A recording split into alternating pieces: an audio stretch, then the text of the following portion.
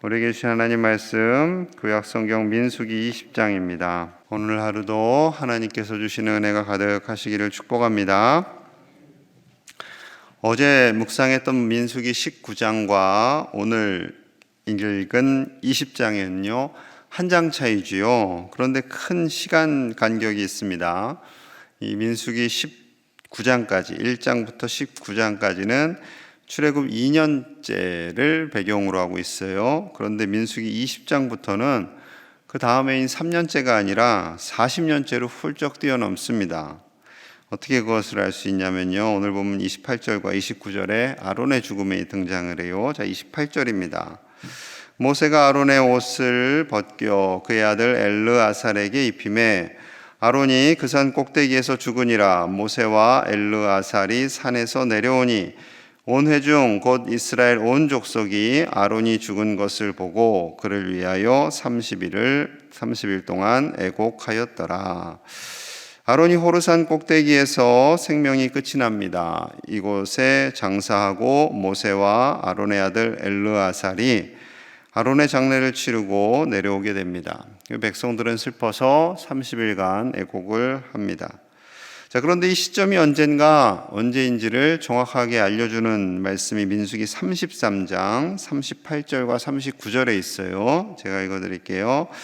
이스라엘 자손이 애굽 땅에서 나온 지 40년째 5월 초하루에 제사장 아론이 여호와의 명령으로 호르산에 올라가 거기서 죽었으니 아론이 호르산에서 죽던 때의 나이는 123세였더라. 애굽 땅에서 나온 지 40년째 되는 5월 초하루로 정확하게 기록하고 있습니다. 40년째 다섯째 달에 하나님이 그를 부르신 거죠. 그의 나이는 123세였습니다. 이스라엘의 첫 대제사장으로 사명을 감당했고 모세와 함께 정말 광야 기간 동안 큰 애를 쓴 지도자였어요. 근데 그가 하나님의 부름을 받았습니다. 자, 이곳에서 미리암도 하나님의 부르심을 받아요. 자, 1절 같이 봅니다. 1절 시작. 첫째 달에 이스라엘 자손 곧 온 회중이 신광야에 이르러 백성이 가데스에 머물더니 미리암이 거기서 죽음에 거기에 장사되니라. 자, 여기 첫째 달 이렇게 되어 있죠. 이 첫째 달은 40년째 해, 마지막 해 첫째 달을 의미합니다.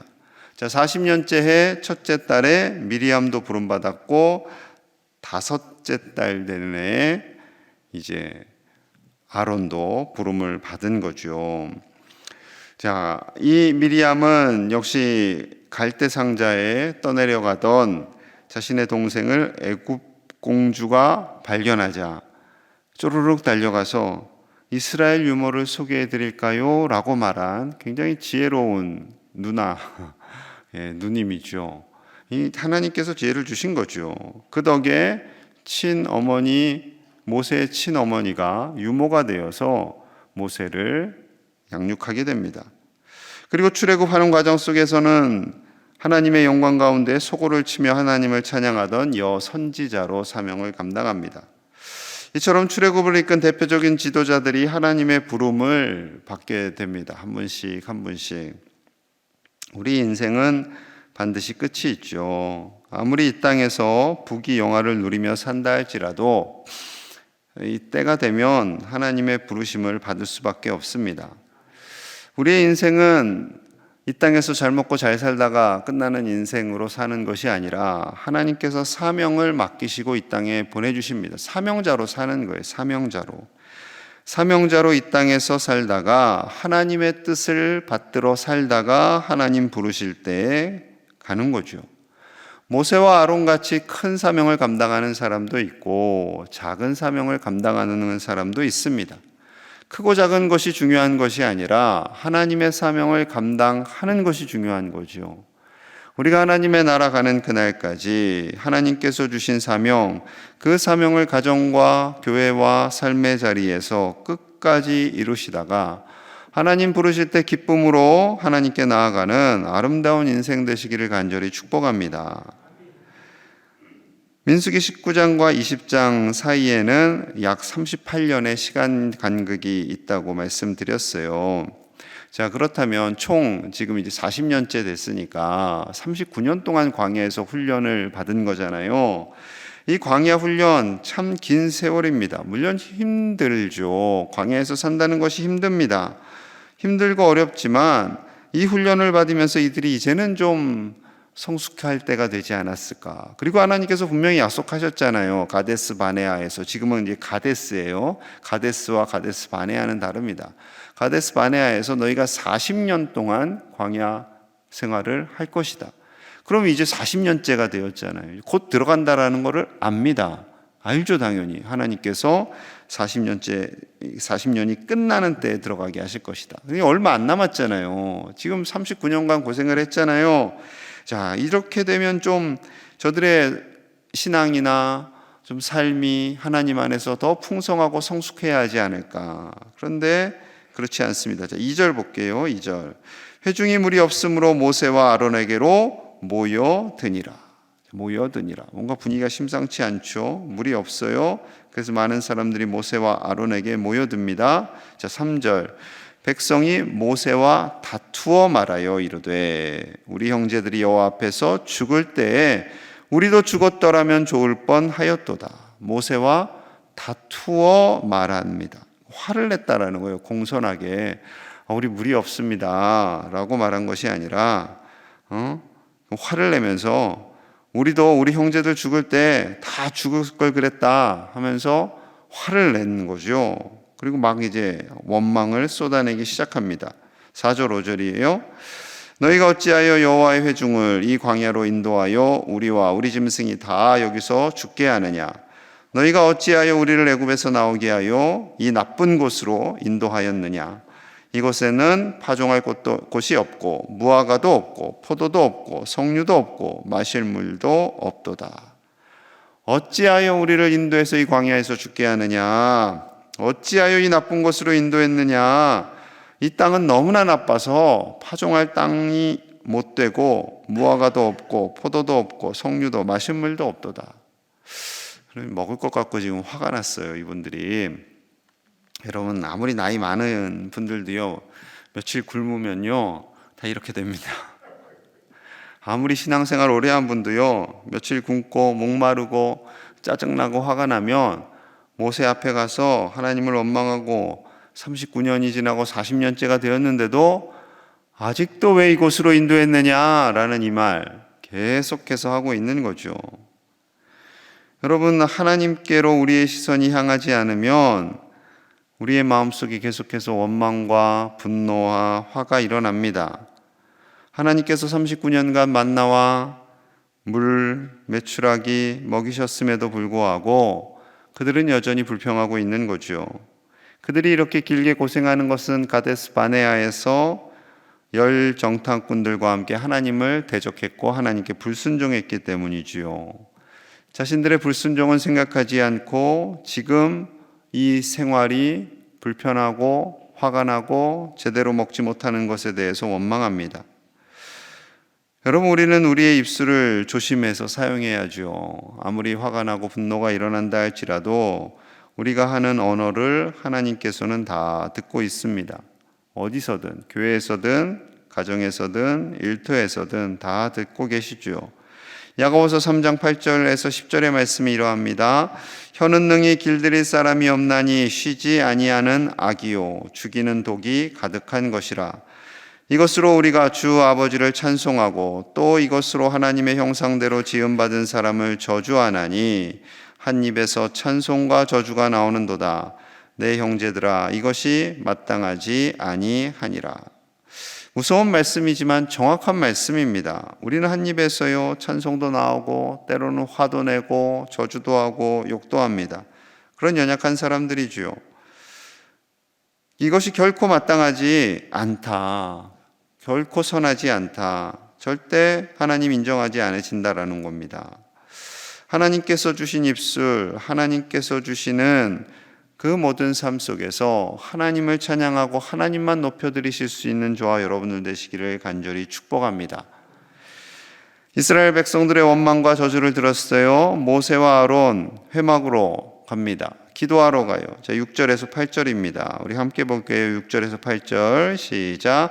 모세와 아론이 회중 앞을 떠나 회막문에 이르러 엎드림에 여호와의 영광이 그들에게 나타나며 여호와께서 모세에게 말씀하여 이르시되 지팡이를 가지고 내 형 아론과 함께 회중을 모으고 그들의 목전에서 너희는 반석에게 명령하여 물을 내라 하라. 내가 그 반석이 물을 내게 하여 회중과 그들의 짐승에게 마시게 할지니라. 아멘. 성막 앞에 엎드려 기도할 때, 엎드렸을 때 그때 하나님의 영광이 임하는 겁니다. 그래서 기도가 중요해요. 자, 하나님께서 말씀하세요. 회중을 모아라. 그들이 보는 앞에서 반석에게 명령하여 물을 내라. 그들이 다 마시게 될 거야 라고 말씀하십니다. 자, 모세가 순종해요. 9절에서 10절입니다.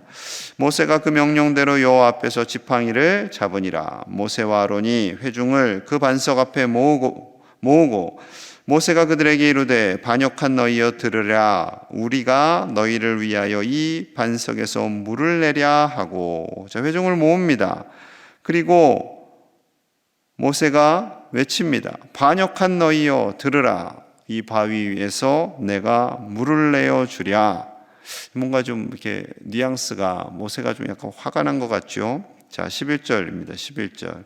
모세가 그의 손을 들어 그의 지팡이로 반석을 2번 치니 물이 많이 솟아나오므로 회중과 그들의 짐승이 마시니라. 지팡이로 반석을 2번 쾅쾅 내리쳤어요. 반석에서 물이 나왔어요. 백성들이 깜짝 놀랐어요. 그리고 실컷 마셨어요. 아무 문제가 없어 보이죠. 그런데 문제가 있습니다. 하나님은 반석을 향해서 그냥 명령하여 내라라고 했는데 모세가 화가 나서 지팡이로 2번 내리쳤어요. 자, 이것이 문제가 됩니다. 12절이에요. 12절 같이 봅니다. 시작. 여호와께서 모세와 아론에게 이르시되 너희가 나를 믿지 아니하고 이스라엘 자손의 목전에서 내 거룩함을 나타내지 아니한 고로 너희는 이 회중을 내가 그들에게 준 땅으로 인도하여 드리지 못하리라 하시니라. 아멘. 이렇게 해서 모세가 못 들어간 거예요. 아론하고 하나님의 거룩함을 드러내지 못했다. 이스라엘 목전에서 이스라엘 백성들이 바로 보는 그 눈앞에서 하나님의 거룩함을 드러내야 되는데 그냥 명령하면 되는데 너가 화를 냈구나. 화를 냈어요. 모세가 분노가 일어났어요. 아론은 뭐 화낸 것 같지 않은데 옆에서 동조를 했는지 아론도 함께 들어가지 못합니다. 여러분, 청천벽력 같은 말씀이죠. 아니, 세상에 모세와 아론이 40년간 고생한 게 얼만데 하나님께서 너가 하나님의 거룩함을 드러내지 못했다 하여 들어가지 못합니다. 그래서 오늘 본문의 아론은 123세로 마감을 하고요. 모세는 120세로 인생을 마감하는 내용이 신명기 34장에 드러나 있죠. 여러분, 하나님의 사명을 감당하는 사람은요, 온유해야 합니다. 온유해야 돼요. 화내면서 하시면 안 돼요. 화를 내면 일은 돌아갈 겁니다. 막 화를 내면서 그러면 일은 돌아가요. 내가 화를 안 낼 수 없어 막 이러면서. 그럼 여러분, 근데 합리화예요. 하나님은 결코 원하시지 않습니다. 하나님의 거룩함을 드러내지 않는다라는 거죠. 종종 목사님들도 막 화내실 때 있어요. 저 어릴 적에 목사님 막 화내던 모습이 기억나요. 하나님 좋아하시지 않으세요. 하나님께서는 하나님의 일을 이루어감에 있어서 하나님의 온유함을, 하나님의 거룩함을 드러내기를 원하십니다. 하나님은 온유하시고 사랑이 넘치시는 분이시기 때문에, 물론 하나님은 때로는 분노하세요. 이스라엘 백성들을 향해서 때로는 분노하죠. 여러분, 하나님의 분노를 우리의 분노하고 같다고 생각하시면 절대 안 됩니다. 어떻게 우리의 분노가 하나님의 분노와 같겠어요? 천지 만물을 주관하시는, 그리고 공의로우신 하나님의 분노와 죄로 가득한 우리의 분노는 전혀 다릅니다. 전혀 다른 거예요. 여러분, 하나님께서 일하심을 신뢰하시고 그 하나님의 일에 참여하는 우리는 하나님의 온유함을 가지고 전적으로 하나님만을 높이고 하나님의 순종하는 우리와 우리가 되어야 할 줄로 믿습니다. 오늘 하루도 살아가실 때 때로는 속상한 일도 있고 화가 나는 일도 있겠지만 하나님의 마음, 하나님의 공의로운 마음, 하나님의 평화로운 마음으로 채우시고 절제하시고 하나님의 뜻을 이루시는 복된 날 되시기를 간절히 축복합니다. 우리 함께 기도하겠습니다.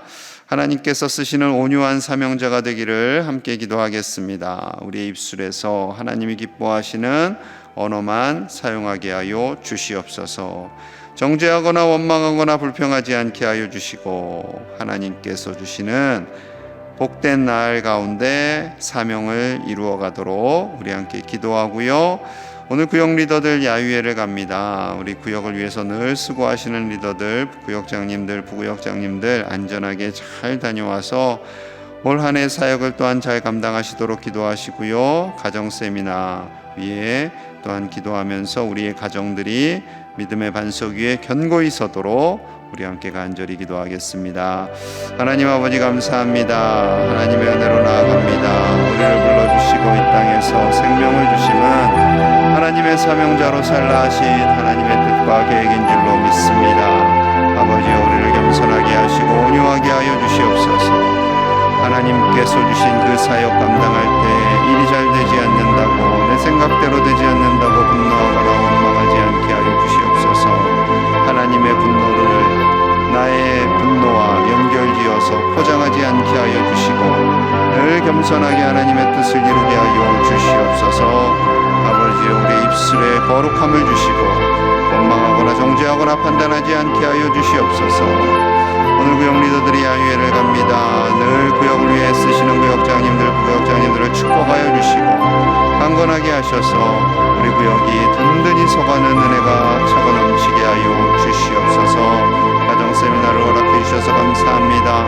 우리 가정이 부모와 자녀가 부부간에 하나님의 은혜가 가득하고 사랑이 넘쳐나기를 원합니다. 하나님께서 주신 가정이 천국 되게 하여 주시옵소서. 우리의 모든 가정이 천국되어서 하나님을 경외하며 하나님을 사랑하며 하나님 안에서 행복한 가정들이 다 되도록 축복하여 주시옵소서. 하나님 감사합니다. 하나님께서 이 땅에 우리를 사명자로 보내주심에 감사합니다. 그 사명을 감당할 때 온유한 자가 되게 하여 주시옵소서. 우리 안에 분노가 일어나지 않게 하여 주시옵소서. 하나님께서 주신 평화, 하나님께서 주신 온유함, 거룩함을 드러내는 하나님의 사명자로 살도록 축복하여 주시고 우리 입술에 정죄와 원망과 판단이 일어나지 않도록 하나님께서 우리의 입술을 주장하여 주시옵소서. 구역 리더들이 오늘 야유회를 다녀옵니다. 구역을 위해 늘 충성하고 수고하시는 우리 구역 리더들, 구역장님들, 부구역장님들을 축복하여 주시고 저들의 섬김과 사명을 통하여서 구역이 든든해지게 하여 주시옵소서. 오늘 귀한 시간 갖도록 인도하여 주시고 안전하도록 하나님께서 주장하여 주옵소서. 가정 세미나를 허락해 주셔서 감사합니다. 우리의 가정이 천국 되게 하여 주옵소서. 부모와 자녀 간에 부부 간에 하나님께서 짝지어 주신 아름다운 가정이 평강이 넘치게 하시고 기쁨과 감사가 넘치며 오직 하나님 안에서 작은 천국을 이루도록 축복하여 주시옵소서. 오늘 하루도 하나님 안에서 기쁜 날 되게 하시고 감사와 평강이 넘치는 행복한 날 되도록 아버지여 주장하시고 인도하여 주시옵소서. 몸이 연약한 이들 치료하여 주시고 마음이 연약한 이들에게 새 힘을 주셔서 하나님의 기쁨이 넘쳐나는 복된 날 되게 하여 주옵소서. 예수님 이름 받들어 간절히 축복하며 기도하옵나이다. 아멘.